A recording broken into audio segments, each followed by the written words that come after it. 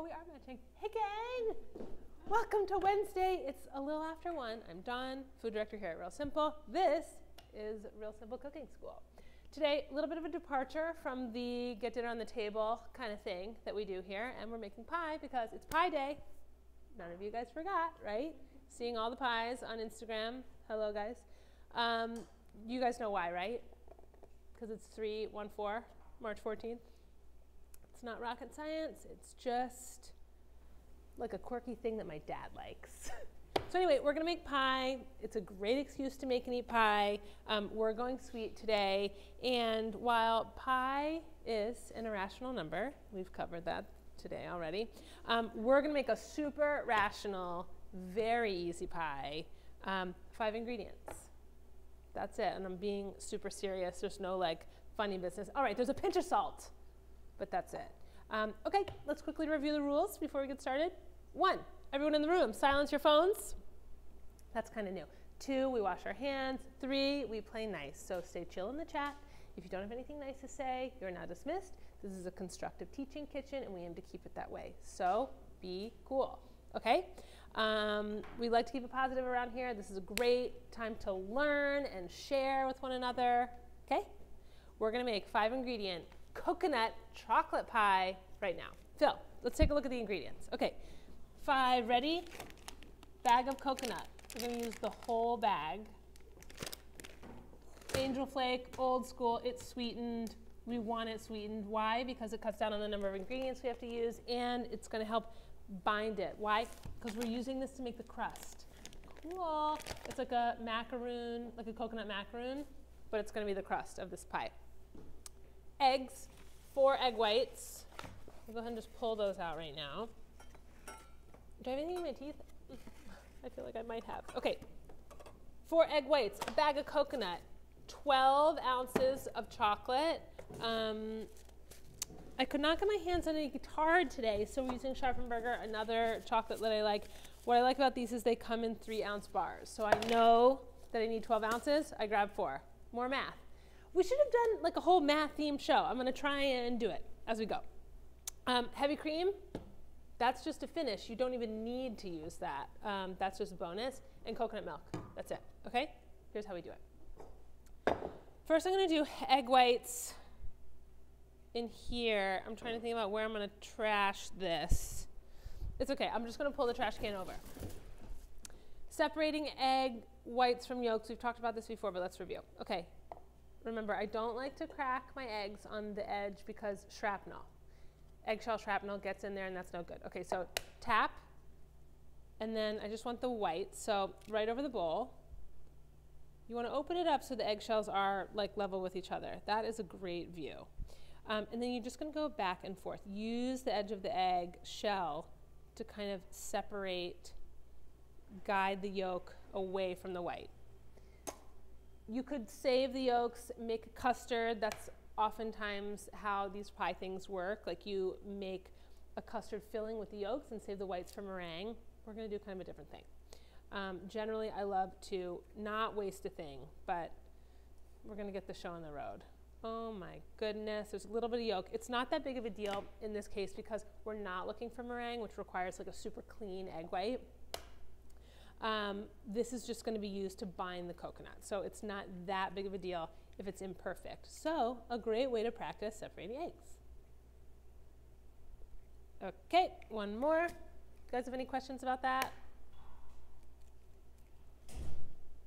This is, it's not like cold eggs or room temp eggs or fresh eggs or older eggs are better. This is just grab the eggs in the fridge and get to work. Oh, you know what I need? Jerry, will you grab me a towel? Side towel? I don't know if I'm going to be able to open this with wet hands. I'll get a paper towel. Okay. Whole bag of angel flake. It is sweetened. Taste it raw. It's pretty sweet. Thanks, Jerry. Okay, tuck it in so it's always there when we need it. Okay. I'm still going to have to use this knife because I'm having a weak hand moment. And we're going to use the whole bag of coconut. I love a recipe that uses all of a thing. We're going to also use that whole can of coconut milk too. I'm just looking for a fork. You could use a whisk, you can use a fork, doesn't matter, but I just want to break up these egg whites a little bit so they're easier to incorporate. Like you were scrambling, not a big deal. And then in goes the coconut. Now you can break it up with your hands as you do it. That makes it like a little bit easier. And you just want to separate any big clumps. It's the sugar, it's the sweetness, and the natural fat in the coconut that's making it stick together, which makes it awesome to use for a crust. Because you think about other pressing crusts like graham cracker or chocolate cookie crust is another common one. You almost always add like a little bit of sugar and some melted butter, right? And then when you put it in the oven, those things come together and bind for a crispy shell. So the sweetened coconut already has the fat and the sugar in there, so we don't need to add anything. See? Those are some of like the smart shortcuts that I like. I don't love, you know, a ton of weird processed ingredients, but you know, it's pie after all. We're not making health food here. Let's be honest. Okay, and you just want to give it a stir until it's all evenly moistened. You'll see it kind of starts to stick together again. And that's it. I feel like there should be music on now. Guys, what are you listening to out there? Let us know. Okay, regular standard 9-inch pie plate, Pyrex, not a deep dish. You can use a deep dish, but you'll see when we get to the filling, it's just going to be like a weird shorty. So use a regular one so it's like, you know, inch and a half on the side versus tall boy. And then you just dump the filling right in toward the camera, guys. Get it all in. You know what's nice? Not having to deal with raw meat on this show. So much hand washing. Right, Rebecca's mom? She really appreciated all the hand washing last week. Okay, now, I like to give this a head start with like a little bit of a press in, get it going. But then, and this is my trick for all pressing crusts, I like to use a flat bottomed glass, like a juice glass, or my favorite is a measuring cup. The 1 cup is usually good because you get a little more leverage. Start with the sides. That's also a tip I've learned just like making pie over the years. And you just want to go ahead and press the coconut mixture up the sides. It's going to mound a little bit up on the edge. That's okay. It's going to actually be really pretty. And when it bakes, it'll get especially golden, which is nice. So you just kind of press it from the bottom up the sides. And don't worry, we're going to go back and press the bottom in. So it's not, this is not like a perfect pie. That's not the point. But you see, this is just like one big macaroon cookie. Yeah. And try and get it pretty even. But like I said, don't fuss too much. So you see, I've got my edge secure. Then I'm going to go back and just press in the bottom. I was making this yesterday in the kitchen, and we were talking about how much this looks like cooked rice, doesn't it? And then we got to thinking like, ooh, could you make a crispy rice crust pie? I don't know, I'm gonna try it. Okay, and then once you get it firmly packed in the bottom, you can kind of come back around the sides and give it a little tap, tap, tap, tap, tap, tap, tap. And that's it. If you see any big holes, just like come back through and press some coconut over top. We're gonna pour a more liquidy filling in here, so we just don't want any big fissures. Got it? Okay, that's it. This is your crust. Pretty dope, huh? Okay, it goes in the oven, 325 degrees, 40 to 45 minutes. This is one of those things, we've talked about it before, ovens can be really uneven. And coconut, because of that natural fat content, it can burn fast. So just keep an eye on it. I like a middle rack. You could go on the bottom. But I'll show you guys when we pull out the finished one. One of the reasons I really like a glass pie dish is because you can check the doneness of the bottom. Okay, 325 in the oven, 40 to 45 minutes. Okay, but keep an eye on it. Set your timer for like 35. Give it a look. Add 5 more minutes. You see? Okay. Thanks to the magic of not television, just me having it together, I made you this morning. I'm also, I'm actually going to put some of this, just jumping ahead. This is just a little bit of extra coconut, so maybe buy 2 bags. It's optional, but I'm going to throw that in the oven to toast as well. Same thing, 325. I like a 325 for coconut. It's a little more forgiving than like a high heat. So let's say 5 minutes. And when I jump, when this goes off, remind me what it's for. Timer there. Okay, so this is what it looks like when it comes out. See, it's like beautiful golden macaroon cookie on the edge. And look at the bottom. You see? Nice, right? Beautiful. So all your pies, even like a classic, you know, butter, flour, crust kind of thing. If you're new to pie baking, practice in some Pyrex because you can always check the bottom. This is a sign of a good pie, if I say so myself. Yeah, because when you're making pie, soggy bottoms is the issue. Yeah, it is. So to prevent that, take a look, be careful. When it's golden brown, you're good to go. Also, baking on the bottom of the oven will help. This crust is going to have a little bit of chew on the inside, so no big deal. Okay, that's ready. Let it cool. While it cools, you make the filling. How's everybody doing? Questions? We're excited about pie. Good.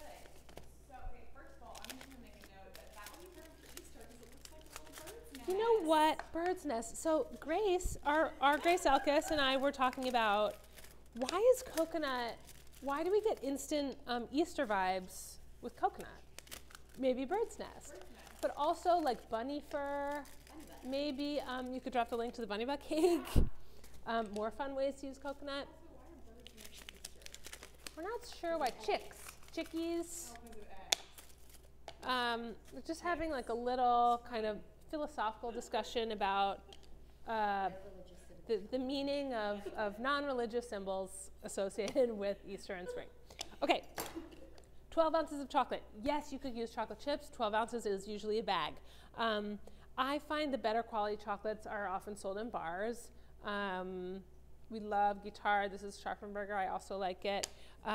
Before I chop this, I got to put something on the stove. 12 ounces of chocolate, a can of coconut milk. We're going to use just shy of the whole thing. For whatever reason, which I think the answer is science, cans of coconut milk, which look exactly the same size as beans and tomatoes and whatever, are 13 and a half ounces.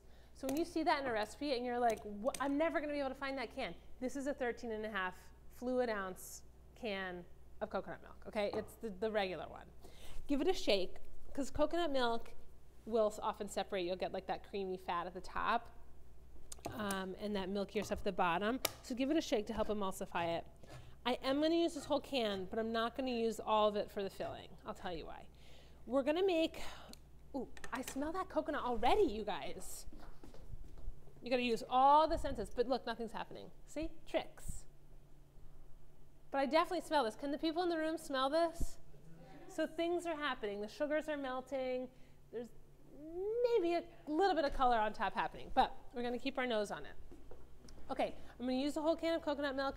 What we're making is like a simple ganache filling, typically made with chocolate and cream, sometimes some other additions.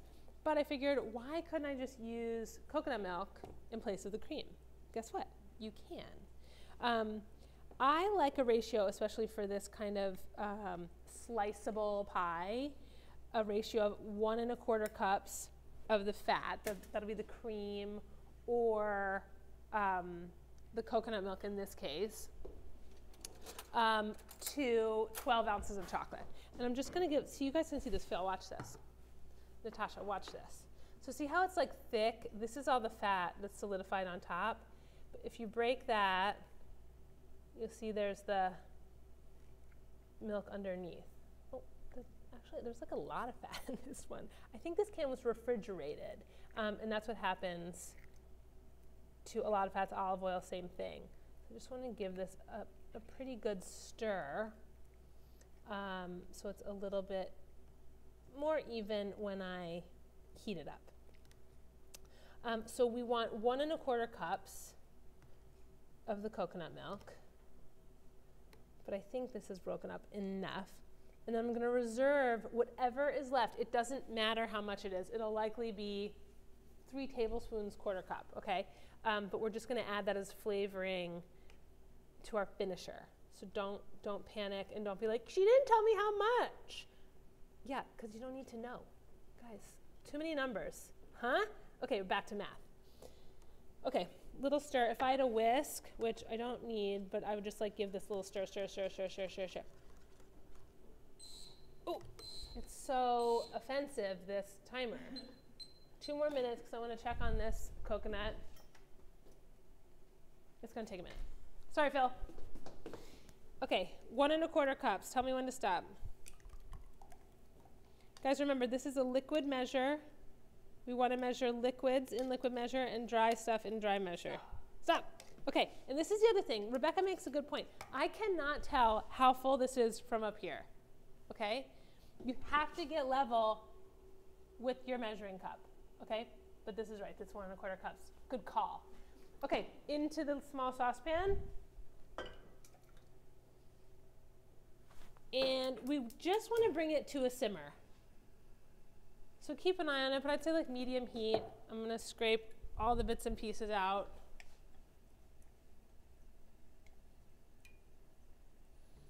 And the heat will also like melt any of those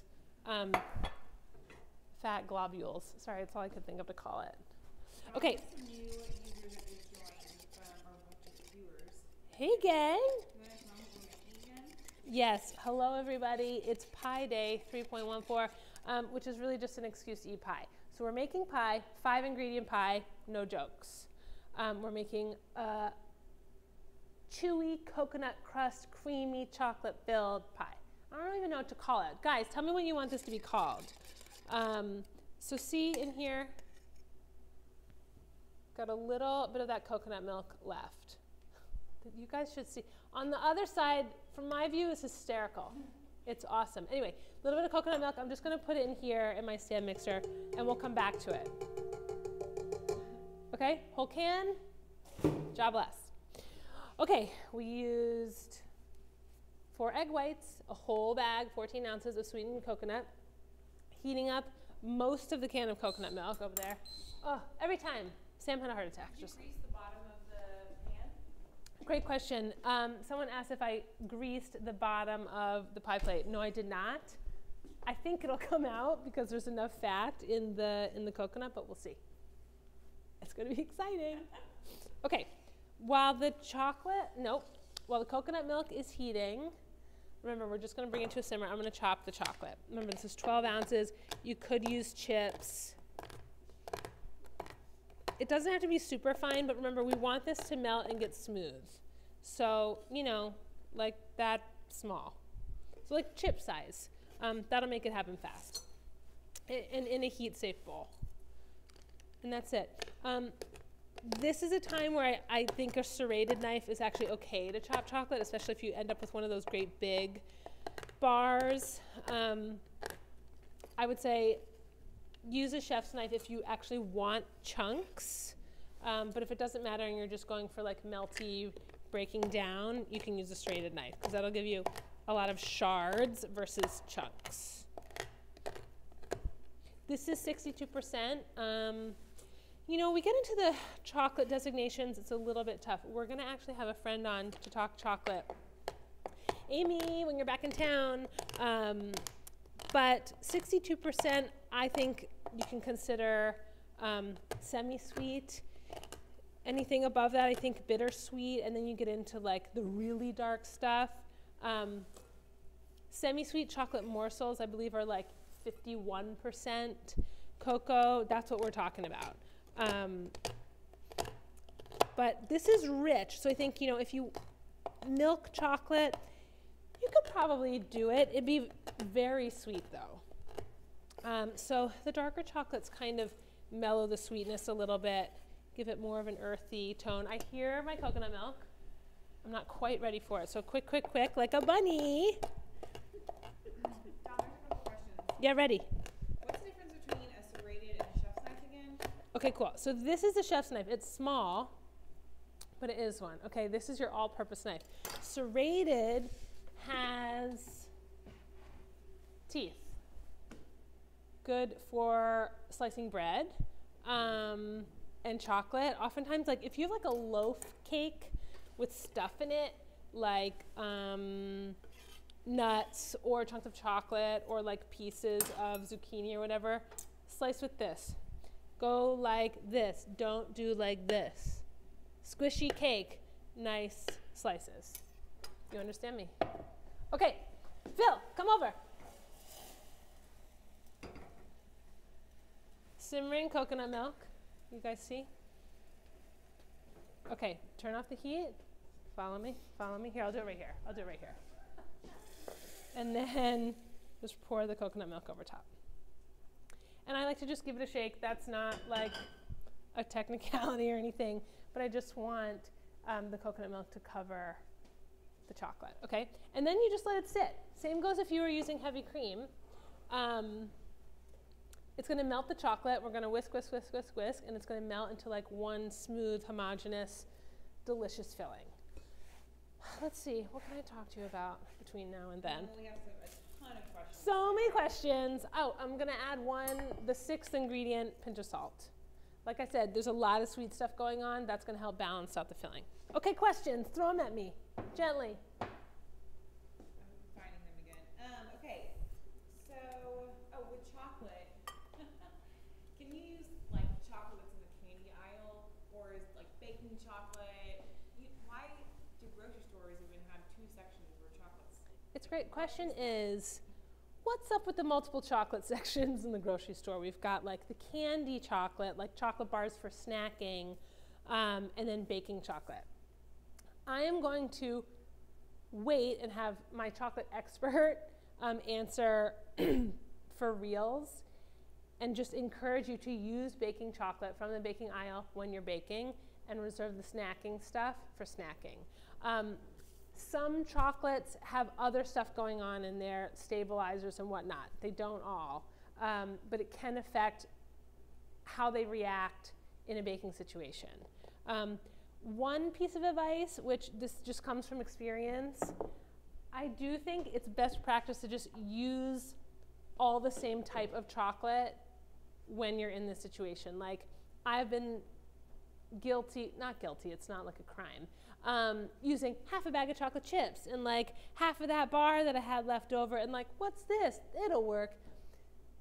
It might, but it might act funky in your preparation. So if you can, just like buy all of one type of chocolate, even if that's just a single bag of chips, and use that.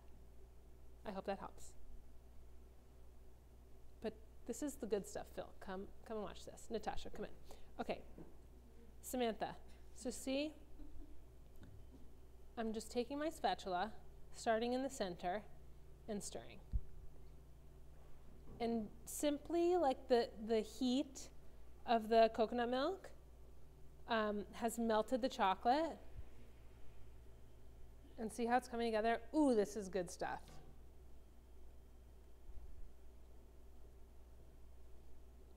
I mean, it's one of the most satisfying things you can do in a kitchen is make a ganache. And then you just want to make sure you get it all incorporated. Now, at this point, yes, you could add other flavorings. You could add a splash of vanilla or a splash of coconut extract if you wanted to really ramp up that coconut flavor, or you could keep it simple.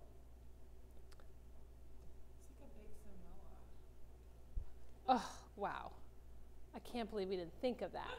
Guys, if you want to turn this into a Samoa, put a little caramel on the bottom of this and then top it with this. My childhood Endless variations of this pie coming at you soon. Liz, are you watching? Okay. You see this gloriousness? You want to like put it on your face. You want to take a bath. You're like, this has to be good for me, right? As an old teacher said, it's not good for you, but it's good for you. You see? Okay, I've got my crust. It's cooled. In goes the chocolate. Ready? This is the good stuff. Sam, ready for slow-mo? Yeah. Oh, wait. No, I'm not. Okay, is it fine? I don't know how to get that. I'll do it. We're going to wait, because this is how you create content, my friends. It's real life. 2 for 1. When I was 3 a for social 1. Manager, we didn't have all these effects. Okay, just keep looking at the chocolate. Keep looking at the chocolate. Rebecca's got Ready? Okay. Ooh, baby. Remember, this is just 12 ounces of chocolate, 1 1/4 cups coconut milk or heavy cream, warmed and poured over top. Looks good, right? Resounding yes from the internet. I heard it. And look, this is so warm. You could smooth it out, but you don't need to. Just do like this. It's perfect. Now, Sam's making a face. I've been demoted. Look at this. It's beautiful. Now, you could let that sit at room temperature. It might take a while, though, until it sets. Or you can stick it in the fridge, speed things up a bit. Okay? That's it. But I have a special surprise. We have a really good question. Ready for a really good question. Andy wants to know, will a liquor seize up the consistency of the ganache? The question is, will a liquor, or maybe a liqueur, Oh, maybe that's make the ganache seize? It shouldn't if you don't use too much. Felt like that was an important question. What? Felt like that was important. Yeah. See how, sorry, that was a bad teaching moment. It was a good one, and I missed it. So, I don't know if you guys saw, but this was toasting more on the outside than it was on the inside. So I just like gave it a stir and a shake. Let me ask you, do you guys like the way this looks? If so, great, we're done. If you want more of an even golden tone throughout, we'll go back in the oven. Any opinions, even in the room? I think it's pretty having two tones. I kind of do too. Yeah. Everybody good with that? Okay, so we're just going to leave it. Be careful, this is hot. We'll leave that there. What Okay, kind of baking sheet is that again? guys, just to remind you, this is a quarter baking sheet. Is our very, very favorite, not our very favorite, because we don't like to pick favorites, but it is so, so useful in your home kitchen. You know, standard sheet tray. Yeah, Jerry, will you grab? Standard sheet tray is just twice this. And that's sort of our all-purpose baking sheet. When we say rimmed baking sheet, that's the one we're holding in our mind's eye. This is simply half of that.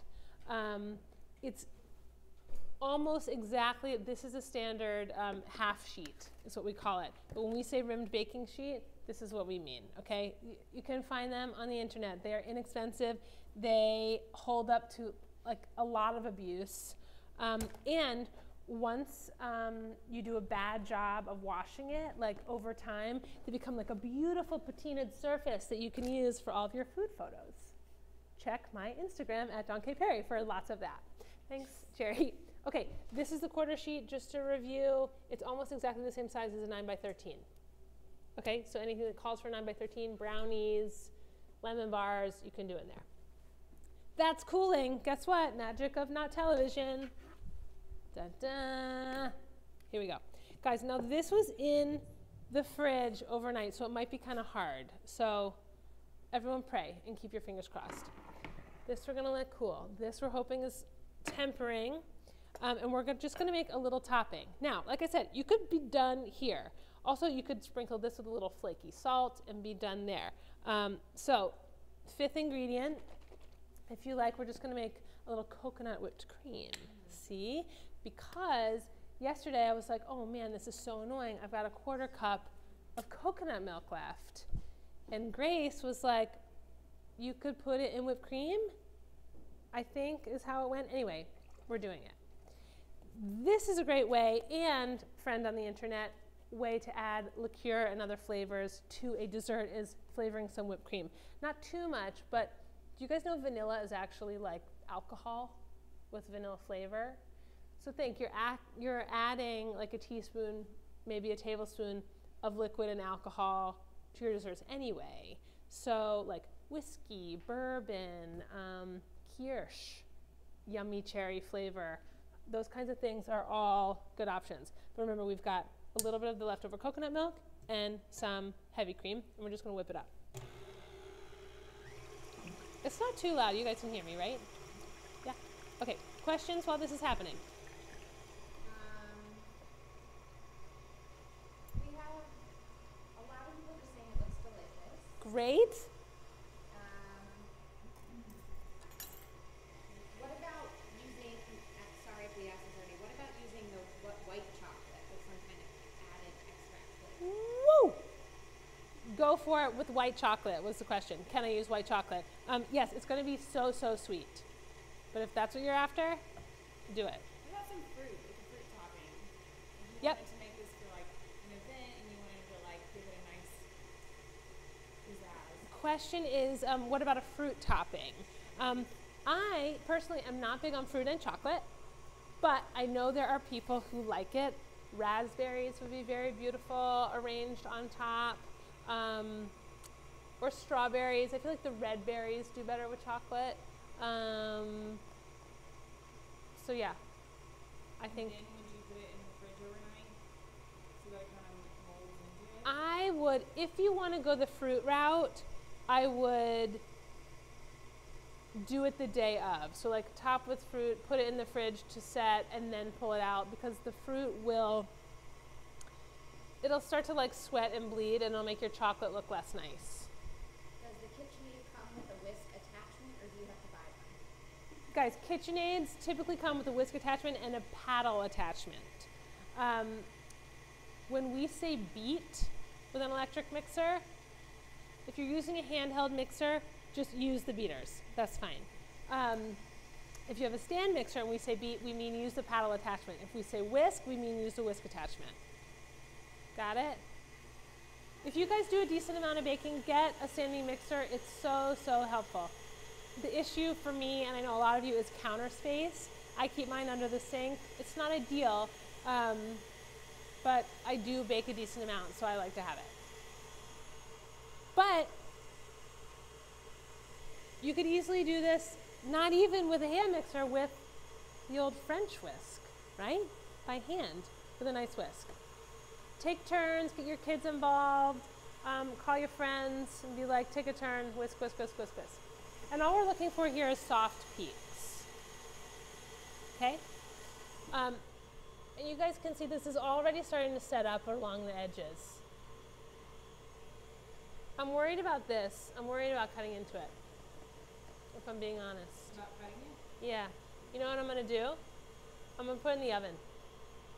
Ooh, risky.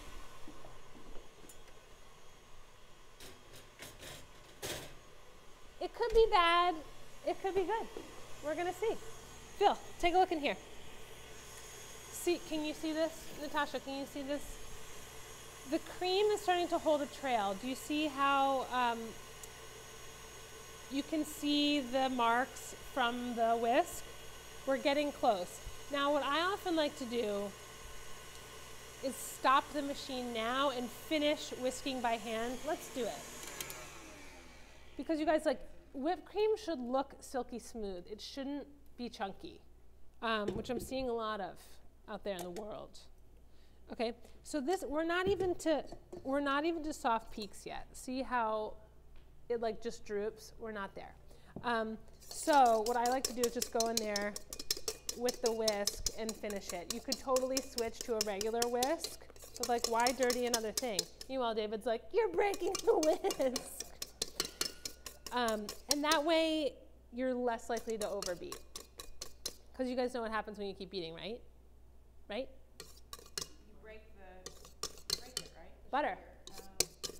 You make butter. You make butter. That's with egg whites, right? You break it. Yes. Kelly said she would top it with a meringue. Totally. Meringue is a great option for topping. We have a lot of people who want to use this for Easter that are thinking of using white chocolate and dyeing it pink, purple, light green, and making them muffin size for a party. Adorable. It sounds like a lot of work. But yes, it sounds awesome. Please show us. Can you make a swirl? A swirl in that? Yeah. Can you actually make a swirl? Oh, yeah, like if you were doing white chocolate. Jerry wants to know, could you make a swirl? Yes. So you could make, you know, say half of this amount of the ganache with semi-sweet chocolate chips and half with white chocolate chips. Jerry, this is a good idea. Pour them both in, give it like a swirl. Here's the thing about swirling, which maybe you guys don't know. Less is more. 1, 2, 3, get out. Get out. It's like mixing pancake batter, okay? 1, 2, 3, 10 stirs and get out of there. Okay. I'm feeling better about this. It also gave the chocolate like a little bit of a sheen. I hope I didn't overdo it. Help! Let's see how we did. Would you say this is the sum of all your efforts? I would say this is very, very delicious sum of all of my efforts. Sam, here for the puns. Thank you. Okay. Also, you see how putting it back in the oven, it kind of gave it that sheen again. That was just a bonus. Now, we are going to top it confidently, and then we're going to try and cut it and eat it. Guys, I need another spatula. Any questions while I'm looking? Oh, you know what? I can just wash this. I know. Thanks, Jerry. Okay. Any questions while we're waiting for me to do this? Oh, a word on this whipped cream. You notice I didn't put any sweetener in there. You can throw a couple tablespoons of sugar, honey, maple. See, these are other flavoring ideas you could do. Or powdered sugar, which I think is like my first choice. I don't always have it, so I'll use granulated sugar next, but powdered sugar offers some stability as well. But whipped cream, I would say top right before serving. Sam is ready. Okay, so cream on top. And that, my friends, is a pie day pie. And a word on what I like to call the swoopty-whoopties. And all that means is like making a nice on top. Big spoon. And the more you do this, the more you'll be like, ooh, that's my swoopty spoon. This one. This is actually such a good spoon. Who makes this? Roast fry. I don't know. This is a great spoon for like basting, for skimming the fat off stocks and stuff like that. This size, it's like a serving spoon with no frills. Anyway, this is going to be my swoopty, and all I'm going to do is come in here like this. Swoop, swoop, swoop, swoop, swoop. You could do it like all day, and that's all I'm going to do, because I want to still see some of that chocolate underneath. Okay? Rebecca wants a swoopty. Ooh, that's a good one. Walk away. Get out. Okay? And then I got a little bit of my toasted coconut. You could also top this with chocolate shavings, bit of cocoa powder, whatever you like. Okay, ready? Rebecca wants another slow-mo.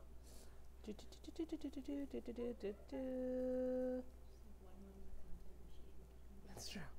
And that's it. What do you guys think of this 5-ingredient pie? It's so pretty. Applause all around. Thank you. Thank you. Okay, guys, hit us up with any questions. I would say homework, this is kind of like an extra credit thing this week. So you've got lots of homework options. You can make a vinaigrette. You can spatchcock a chicken. You can smash your potatoes. You can make a pie. Just cook something. Tag at RS Cooking School. Tag me so I can see it. I am proud of you. You're doing great. Keep cooking, and I'll see you here next week, next Wednesday. Have a good one.